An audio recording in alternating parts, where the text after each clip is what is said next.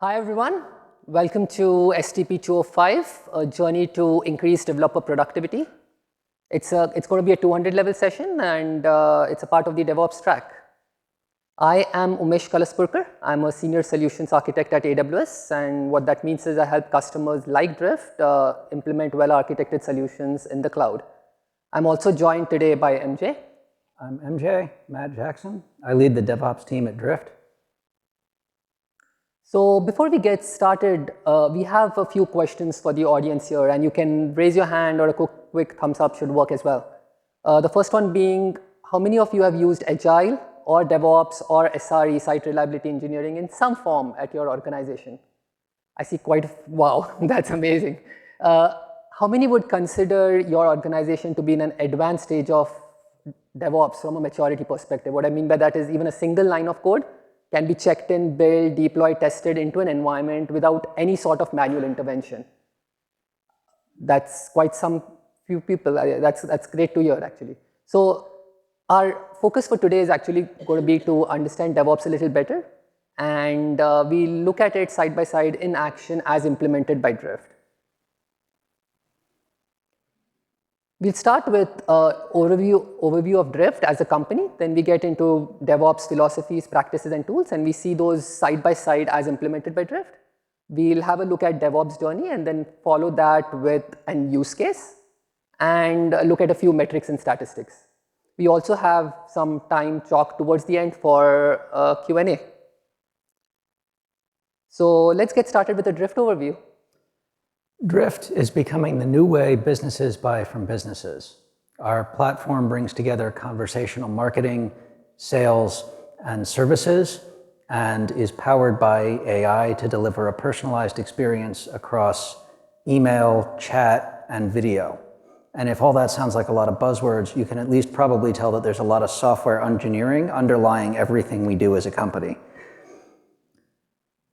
And with more than 50,000 customers and more than 500 team members, that means there's a lot of people depending on that software engineering to get things done quickly and to work reliably every time. Next slide. Drift is running a medium-sized business with a very complex software environment. As you can see, we've got over 2 million peak simultaneous users, sending over 10 million messages. We've got hundreds of services deploying dozens of times a day, hundreds of times a month. Without automation, without DevOps, we would be running with a team of dozens of operations engineers, and we would need hundreds of software engineers just to maintain the features that we already have. We would not be able to continue to iterate at the pace that we are. Instead, as you can see, we run with 3 DevOps engineers.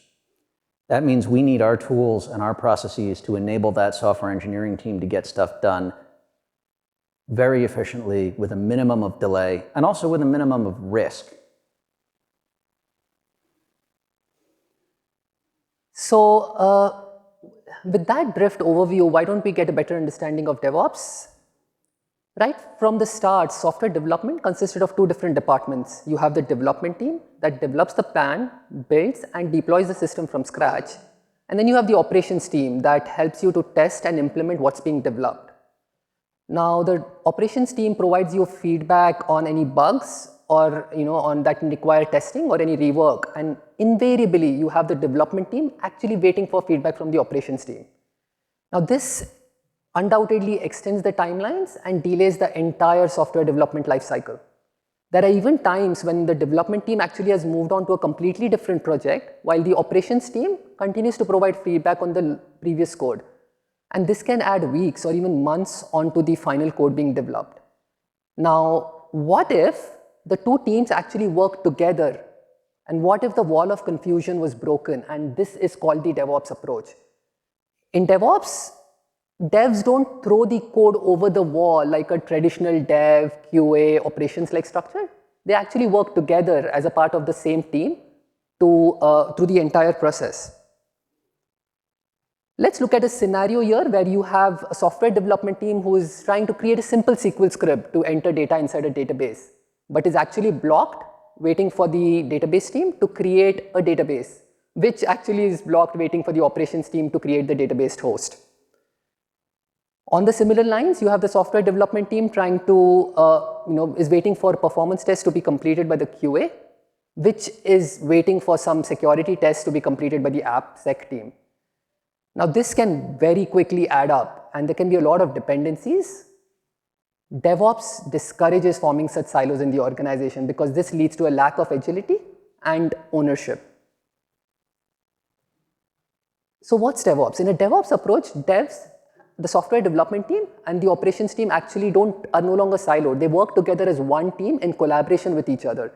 And in this process, the engineer can work through the entire software development lifecycle. This includes the software development, testing, deployment, monitoring. In fact, as a part of this, he develops some range of skills that's not limited to a single function. In some DevOps models, you also see the QA and the security team working very tightly with the operations and the development team. And this is where you get to hear about variations like DevSecOps. We'll be talking about a little bit of DevSecOps later in the presentation as well. So what is DevOps? DevOps is a recipe that relies on three ingredients, or relies on ingredients from three categories. It's a combination of cultural philosophy, plus practices, and tools. Now, I saw quite a few hands go up when we spoke about Agile and SRE, so how does it compare to those?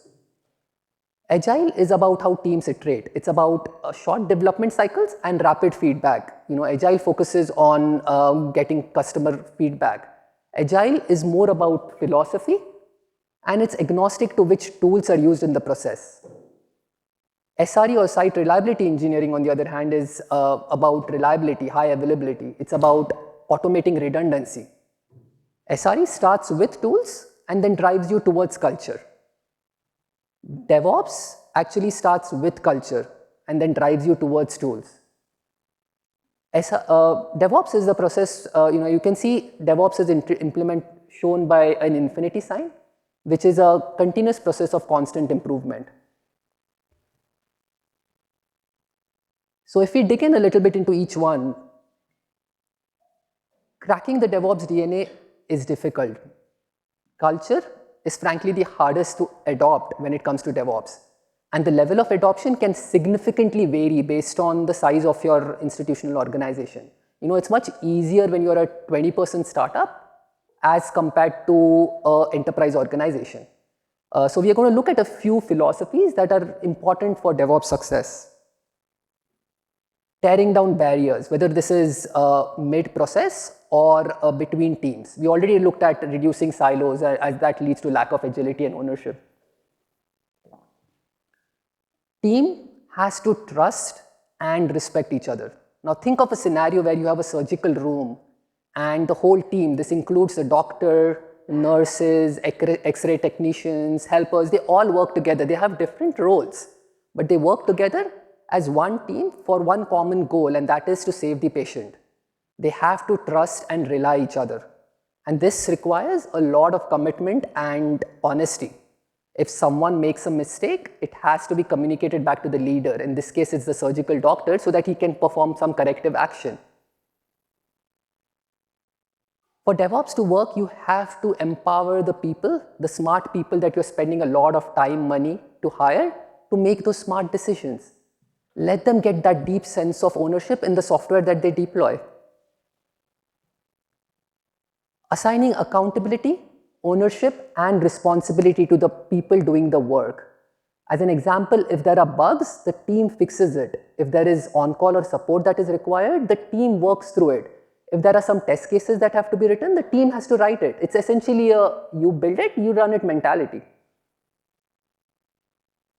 Be open to learn, adapt, and iterate. Be open to change. Not everything is going to succeed, so be open to learn from it and iterate on it as things go by. The 3 C's. Now, sharing knowledge between teams is very critical. And there are a lot of mechanisms available. You can have brainstorming sessions or group catch-ups to just share knowledge between teams. There are messaging tools available that can help you for collaboration, whether it's a chat tool, IM tool. And for coordination, you can have planning sessions. You can even have like quick stand-up calls, like 15-minute calls to just discuss blockers so that teams can progress. We looked at few practices here. Why don't we see how and which practices has Drift decided to choose? So you heard me say at the beginning that I lead the DevOps team at Drift, and you just heard Amesh talk about how this is a whole org approach and you don't have a barrier. So what does a DevOps team actually do? We believe the DevOps team exists to promote the DevOps culture, to do things like documenting and teaching best practices, and then to own and work on the shared tool chain, right? Bits of shared infrastructure and tools and the automation that the whole engineering team uses. And to that end, our team is sort of organized around these tenets. It's always better to make doing the right thing easy than to make doing the wrong thing impossible. Right? Developers are very ingenious creatures. They will try new, terrible ideas that you could not have anticipated. They just will. Don't let yourself become a bottleneck. If you're doing the same thing thrice, automate the process. Prefer general solutions, right? Broadly shared standards, things that work across the whole organization. Don't just build one cookie cutter here, another cookie cutter over there. Always be able to explain why, right? Whenever you're making a recommendation or telling someone that they should or shouldn't do something, there is a reason. You have to teach the reason so that you don't have to have the same conversation again in a week. Ultimately, this is all about allowing teams to own their product from end to end, because they're the ones who are going to bear the consequences, and so they have to be the owners. They get to make the decisions. Sorry. So we looked at a few philosophies. Now let's look at a few practices that are important for DevOps success. Continuous integration is the process where software developers regularly merge code changes into a common central repository, and that's followed by automated build and testing. Now, gone are the days where developers work on their local copy for weeks or even months and then are scared of doing that merge. For CI, we are trying to avoid that monstrous merge. And why is that critical? Because think of finding a needle in a haystack. It's going to be much easier to find a needle in a smaller haystack than a really large haystack. So the goal of CI is to be able to do those regular, preferably frequent commits, preferably daily commits, and then follow that with a continuous process of build and automation so that the merged code is sound enough for others to iterate upon. Continuous delivery expands on the CI process. The aim of continuous delivery is to give the minimum viable change. Now, why do we do that? Because customers don't always or can't always forecast the need or the desire for a change. So you're really trying to avoid that premature optimization by jumping all the way to the right and actually build a car when all the customer needed was just a bike. So the goal of CD is to be able to get feedback from the customer. So iterate, put that in a test environment and go on real lifetime feedback and iterate upon that. Now, traditional monolithical services were a single unified unit, and as you continue to grow, it becomes difficult to debug, difficult to manage, difficult to maintain, difficult to scale. Microservices, on the other hand, are a collection of deployable services, independent deployable services. Let's think of a real-world analogy there. Think of a honeycomb. Now, when bees start creating these honeycombs, they start small, and construction is based on the material available then, and they can use different types of materials. Now, each cell is independent, but still very integrated with the other cells. And damage to one cell doesn't affect other cells. And it's relatively easier to actually reconstruct these cells without affecting the whole honeycomb structure. Microservices, frankly, work very similar. You can design these microservices independently, think of them as black boxes, and they can communicate with each other through APIs. You can design them using different programmable interfaces. But the best part is that you can scale them independent of each other. Infrastructure as code, as the name suggests, is to provision infrastructure using code. And for this, let's consider a pets versus a cattle analogy. How many of you have pets here? Okay, I see quite a few hands up there. We know pets are dear to our heart, right? They are like our family. We take care of them. And cattle doesn't get as much loving attention as pets. If you think of servers in an on-premises data center, and if you compare that to pets, they are indispensable. You take care of them. If something goes wrong, you fix them. You don't delete and recreate them. But this creates a configuration drift, and this makes them mutable. So it's very difficult to recreate them after 5 years because you have no idea what changes were done. If you were going to compare servers in cloud to cattle, right, it's much easier to delete and recreate them from scratch. And the advantage of that is they are immutable in nature. You don't allow any configuration drift to happen. So how does IAC help here? If you have a shopping website who actually wants to plan a performance test for Thanksgiving, and they want to see how 1,000 servers and million simultaneous users is going to perform in this test, using IAC, you can just put some configuration for, let me start 1,000 servers. So it is in the code. It would create these servers. And then you can perform the test and shut it down because you don't need them anymore. And you can do that any number of times again and again. Real-time monitoring and logging is actually a game changer for organizations that need to be available 24/7 and need to meet their contractual SLAs. Monitoring can be actually help you to quickly respond to any degradation in the customer experience and almost automatically. I want you to think of like your security camera alarm, right? And anytime you get an intrusion, it's going to help you to detect that. And you think of logging as that security camera footage that you can look through, even rewind through, and understand what really went wrong, so you get clues into what went wrong and how you can fix it. Now, the last one I wanted to talk about is DevSecOps. It's a little debatable if DevSecOps is more of a practice or if it's a variation. But it's important that you prioritize security through the entire software development lifecycle. And why do we do this? Because unfortunately, good security practices don't pay bills. Good security practices don't give you that competitive differentiator. New features, on the other hand, actually bring you to the market early, so automatically they get prioritized. So it's kind of important that you prioritize security all the way from the top and incentivize people to include security as a part of their software development process. We just don't want those designated security specialists who know what they're doing. We looked at these practices. Now let's look at a few practices in action that Drift has decided to select. Drift started with the theory that a team should have 2, maybe 3 engineers and a designer and a product manager. And the designer and the product manager are often actually supporting multiple engineering teams. That's a very small team.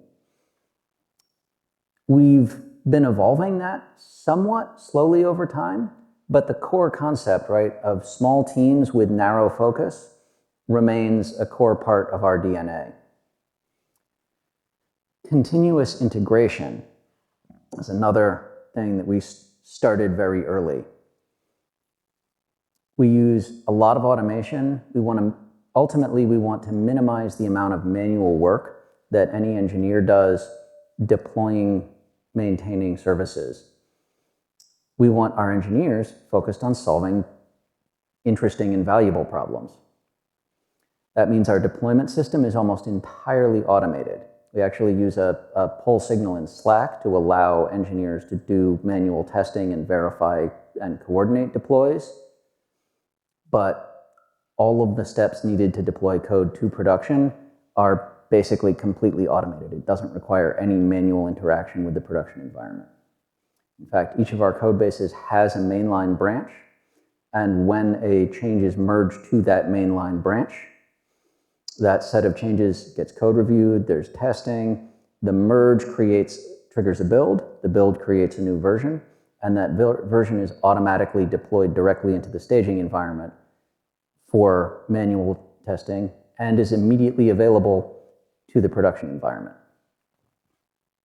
Now, on the microservices, our journey is a little less advanced. We still have a couple of very large early monoliths that we're slowly pulling bits of functionality out of. But as we spin up new services, as we pull chunks out, The concept that I would describe it as is we aim for a service size that's about the size of one object in a data model, right? A single function or a single area of ownership per service. And our infrastructure is almost entirely in code. That code lives with the service code so that a change goes, I need a new database table, I need a new SQS queue, I need some code, I need to scale this service up. That's one PR on one repository, one code review, one deploy. We use shared modules for a lot of things because that allows us as the DevOps team to quickly push one change to help keep everyone up to date with best practices or to make a single new feature available to every engineering team that consumes it with, again, one simple change. So we looked at philosophies and we saw practices. Now let's look at tools. For tools, I want you to think of a car assembly line. Now the car industry actually went through an evolution while they perfected the manufacturing process. They started with handcrafted cars, then they moved into automated parts but still doing manual assembly, and then they moved into fully assembled parts plus fully both of them combined, a fully automatic version of it.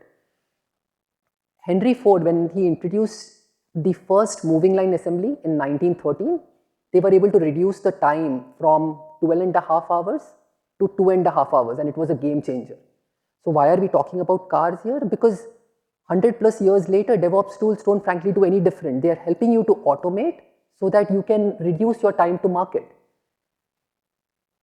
Now, there are a lot of tools available in this space, and it would have been extremely difficult to perform the philosophy and the practices without these tools. Luckily, we have hundreds of tools available.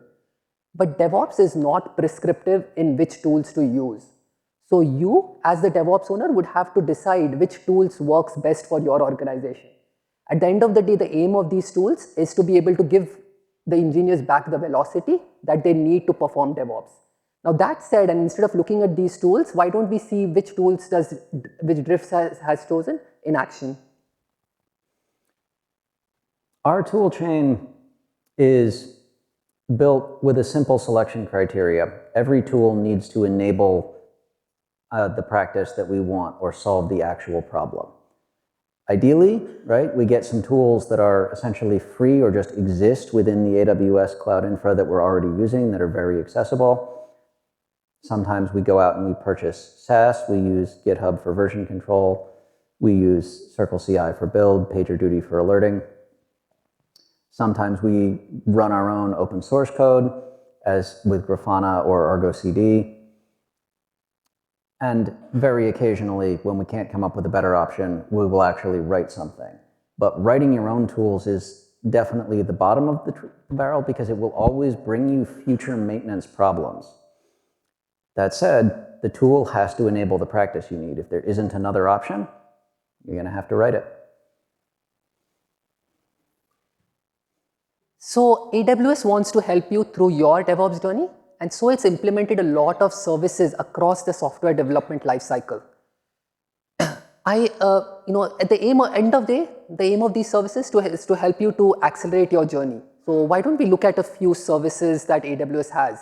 If we start all the way from the left side and we look at the code section, there is AWS Cloud9. This is a browser-based IDE that can help you to run, write, and debug code. It has full access to AWS through a pre-authenticated command line interface. Now, once you have your code written, you want to check it in, and that's where AWS Code Commit helps in. It's a service fully managed, and it helps you to have private Git repositories. AWS, you can see Amazon Code Guru right there in the center, and Amazon Code Guru is a machine learning powered insights that it provides you. Think of it like you can find the most expensive lines of code. It's almost an automated code review process for you.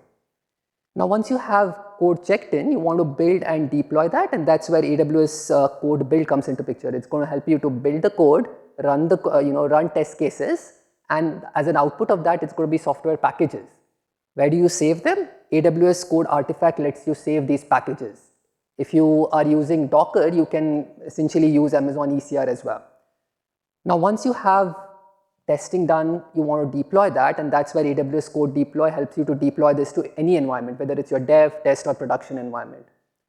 On the top section of the screen, you see AWS Code Pipeline, and that really glues all these services together. But the power of AWS Code Pipeline is that it doesn't restrict you to AWS services. You can use third-party tools as well. Now, once you have an application in production, you can monitor it using services like X-Ray. X-Ray is a distributed tracing system, and it's going to help you to actually visualize a request as it passes through time. You can use Amazon CloudWatch, which is a dashboard for real-time metrics, and you can use Amazon Devops Guru to be able to get performance insights. For example, Amazon Devops Guru for RDS helps you to understand the bottlenecks in your database. We spoke about infrastructure as code, and in the lower section you see the model, and pieces of that like AWS CloudFormation helps you to actually write JSON templates or YAML templates to create CloudFormation code. That's in provisioning infrastructure using code. But if you prefer using a programming language, then you can use the AWS CDK. And if you are in the more of the serverless world, you can use AWS SAM, the serverless application model. This goes very well with the infrastructure. So whether you are creating EC2 instances or a Lambda instance, you can very well, these services are integrated. And the last piece I want to talk about is security. Security is like job zero at AWS. So it's very well integrated in each of this service so that you have the authorization, authentication process already inbuilt into them. With these services, the best piece, as we were discussing, is you can pick and choose the tools that you need to use. So why don't we look at the tools that Drift has decided to pick for themselves? So the software development lifecycle, like at Drift as anywhere, starts with planning. Right? There's research, there's proposals, there's staffing, there's breakdowns, and eventually you come up with a bunch of tasks that are small enough that an engineer or a group of engineers can actually figure out some requirements, write some code to actually meet those requirements. At that point, whether they're, adding a caching layer or updating a Java library, they are pulling open a laptop, picking an editor of choice, and putting code out and adding commits to Git, making changes. All of the code that they're touching, whether it's the Terraform for the infrastructure, whether it's the Java for the service, is in one repository. It gets packaged up, right? You get one commit with all of the changes needed for a given requirement or set of requirements, bundled together in a simple pull request. When that pull request is sent up, our build service starts running tests and posts the result of those tests back as comments on the pull request. Terraform plan, code health checks, linting, all of it. So the code reviewer and the engineer working on the code has immediate real-time feedback. Once that pull request is merged, we produce an artifact, right? We run a build, we build a Java file, we build a Docker image, we push that image to a repository in each of our environments, and we instantly deploy it to our integration environment. And this is where basically it has to actually run with no customer data, but with all the other services and with some artificial testing data. And this is where an engineer can do things like have the designer look at it and say, does this actually feel like what you meant, right? Things that are impossible to test for automatically. In that integration environment, there is already monitoring. Now, the alerts are obviously not going to anyone's pager, but there is some visibility into what's going on. Monitoring, logging, notifications to Slack, and automated tests allow engineers to have a lot of confidence that the code is doing what it's supposed to be doing in that integration environment. Once they're ready to push to production, it's a simple Slack command, right? You could do it from your phone, in line at the coffee machine. Identify a build, push it to production. You get some immediate feedback on both the deploy process and the health of the code as it's running in production. You also have metrics, logs, tracing, and alerting continuously in production so that when that deploy happens, there's a lot of transparency. And all along the way, right, security has been a function of design. Scaling has been something that has to be anticipated that can, wherever possible, be automatic. But let's look a little more at that automated deploy. What does that actually look like? So here we have a service. All the tests have passed. The engineer's ready to hit send. Go into the Slack deploy room, type /deploy, app name. The service first actually confirms that the Slack user in question is an engineer with a GitHub user ID that matches its backend, right? Security, job one. And then it shows a list. Here are all the available builds, all the available artifacts for that service. And as you can see, right, we've highlighted the one that's currently running is identified, its health is called out, who deployed it, when it was deployed, what the other available ones are. And we can see that they're all identified with this handy ID, which is just a timestamp and a commit hash. So you can instantly see when the build was run, and you could quickly look at the state of the code when it was run. And actually those compare links will take you to a GitHub compare what's running and what changes are you pushing. So we pick our build, we hit deploy, and we get this Slack message.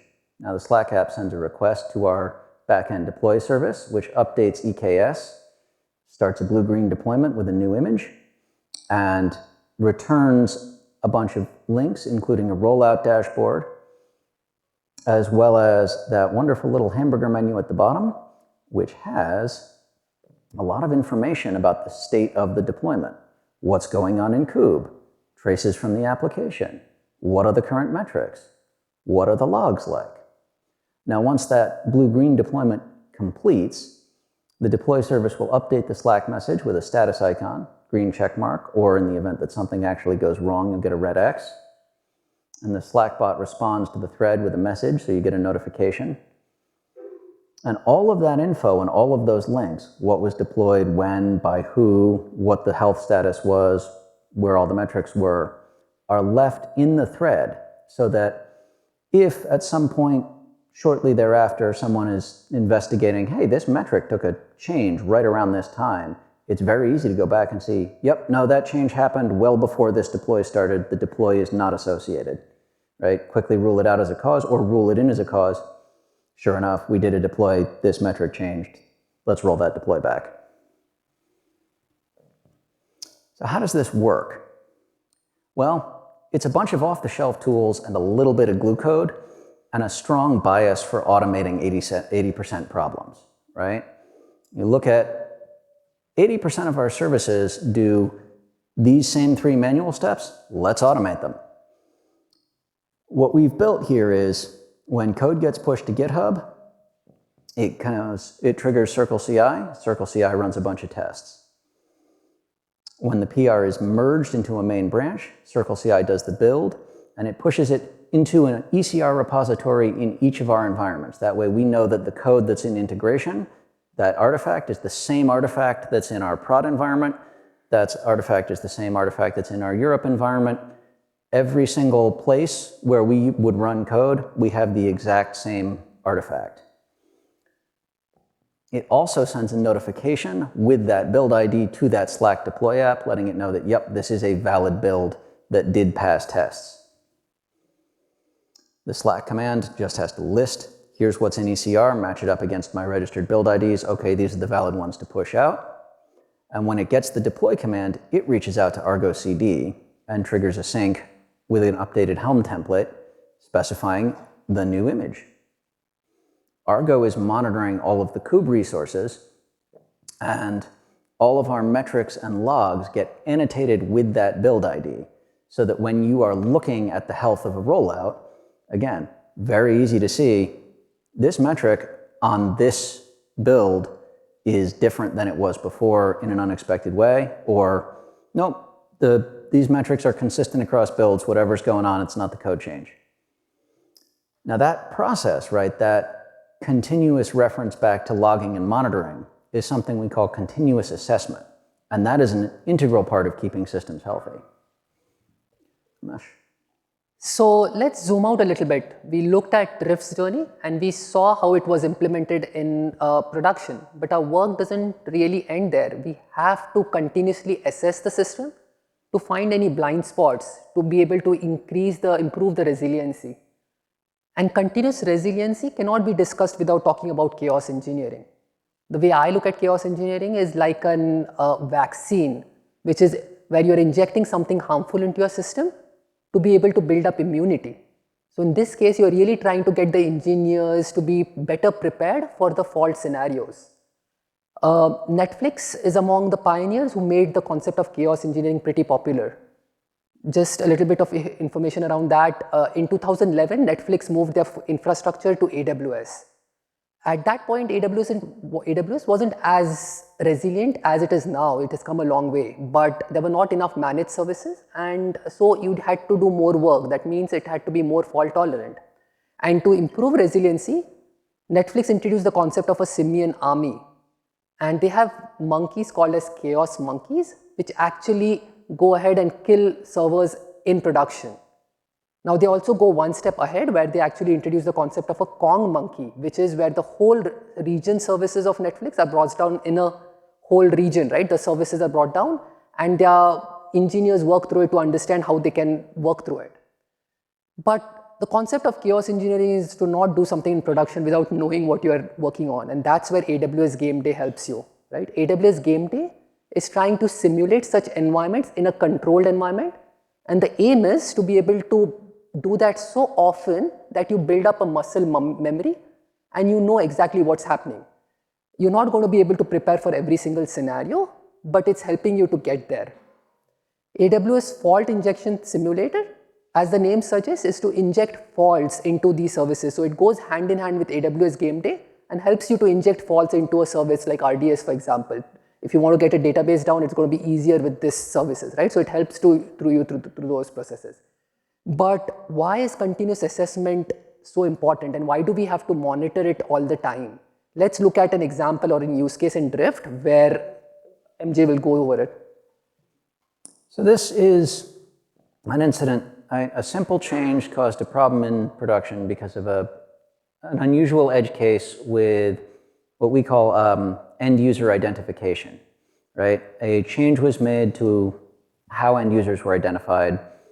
And when that logic rolled out, there was a drop in the number of unique end users on our system. Even though the amount of messaging traffic appeared the same, our alerts were instantly able to detect that, right, within a couple of seconds.